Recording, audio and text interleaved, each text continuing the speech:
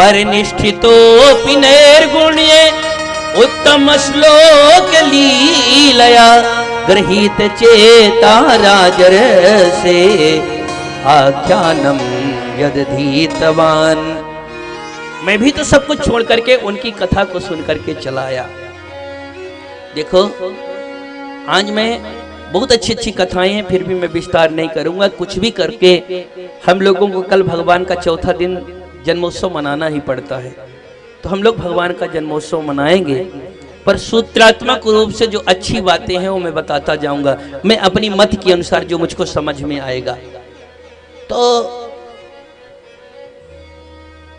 बस एक बात मुझको निवेदन करना है, मैं कथा में बैठ करके भी वही कथा कहता हूं जो प्रैक्टिकल हो, जो बातें अपने अंदर उतर सके और जो हम अच्छे से कर सकें। कोई जरूरी बात नहीं है कि भागवत की हर बात आप समझ जाओ और हर बात उतार लो। श्लोकार्धम श्लोक पादम, एक श्लोक याद हो जाए, एक श्लोक की बात समझ में आ जाए, एक श्लोक की नहीं आती श्लोकार्धम आधे की भी आ जाए, आधे की भी नहीं आती तो आधे की आधी बात समझ में आ जाए। अगर जीवन में उतना उतर जाए तो उतने पर ही कल्याण हो जाता है। मैं सिर्फ एक बात आप सबको कहता हूं, आप सब लोगों ने सुना है कि द्रोणाचार्य के गुरुकुल में सभी पांडव कौरव पढ़ने के लिए आए। शिक्षा देने वाले कृपाचार्य जी हैं, धनुर्विद्या इत्यादि की शिक्षा द्रोणाचार्य जी दे रहे हैं। एक दिन कृपाचार्य ने अपने सभी शिष्यों को सुनाया, आप लोग भी याद कर लीजिए, याद हो जाएगा, ज्यादातर लोगों को याद होगा। सत्यम वद, ये कुछ लाइन आर्डर है, वकील साहब भी बैठे होंगे, ये धर्म का लाइन आर्डर है। सत्यम वद, सत्य बोलो, धर्मम चर, धर्म का आचरण करो, मातृ देवो भव, पितृ देवो भव, आचार्य देवो भव, अतिथि देवो भव। इनको, माता को, पिता को, आचार्य को, अतिथि को देवता मानो। सत्यम ब्रूयात प्रियम ब्रूयात। जब उन्होंने कहा सत्यम वद,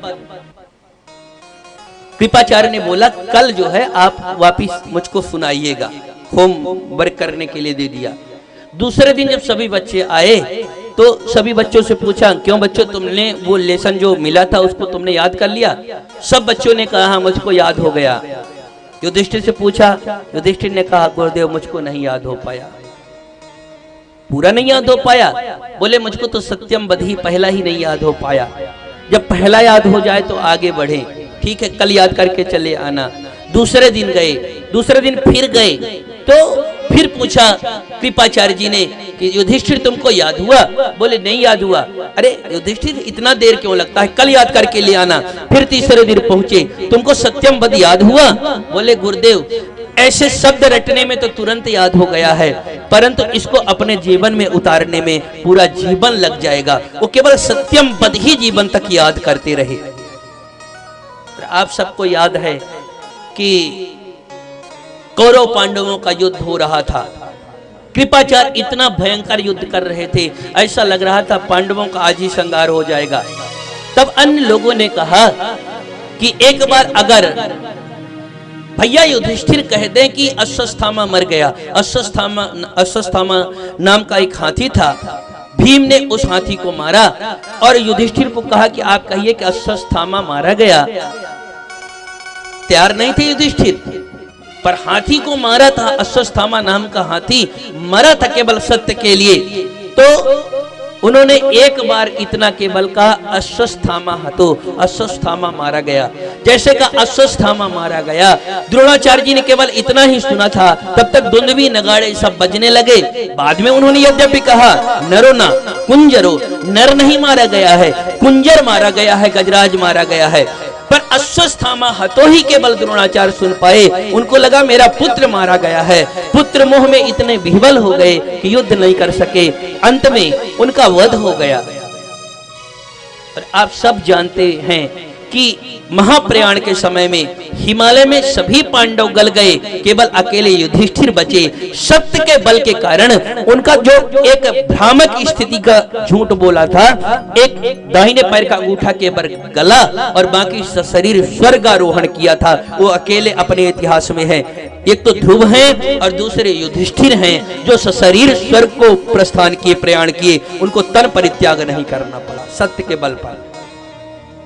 तो कोई जरूरी नहीं कि हम लोग सब बातें सीख लें, सब समझ लें, पर एक बात कोई जो आपको लगे कि सच है उसको जीवन में जरूर उतारें और उसको जीवन में जरूर करें।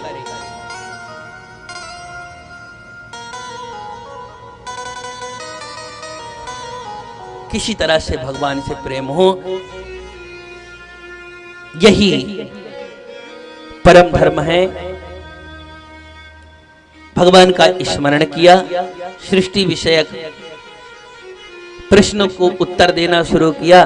सृष्टि विषयक प्रश्न में इतना विस्तार करेंगे तो कोई बहुत ज्यादा मतलब निकलेगा नहीं। सब कुछ जो देख रहे हैं वो भगवान नारायण के नाभि से कमल, कमल से ब्रह्मा जी, और चतुर्दिशा में देखने के कारण चतुर्मुख ब्रह्मा जी को कोई ज्ञान नहीं था, तो फिर भगवान ने उनको चतुर्थ श्लोकी भागवत का ज्ञान दिया। अहमेवा समेवाग्रे नान्यत सत्सत्परम, जो कुछ पहले जो था मैं था, जो पहले था, जो हूँ, जो बाद में हूँ, मैं हूँ, मेरे अतिरिक्त और कुछ नहीं है। ऋतीर्थम यत् प्रतीयेत है, जो कुछ भी दिखाई पड़ रहा है, जो प्रतीत हो रहा है, मेरे अलावा कुछ नहीं है। जो देख करके भी नहीं दिखाई पड़ रहा, दृश्यों करके नहीं दिखाई पड़ रहा है, वो मेरी माया है। मेरे माया के अतिरिक्त कुछ भी नहीं है। सब कुछ भगवान की लीला, भगवान ने बनाया है। ऐसा दिव्य उपदेश एक साथ में दिया।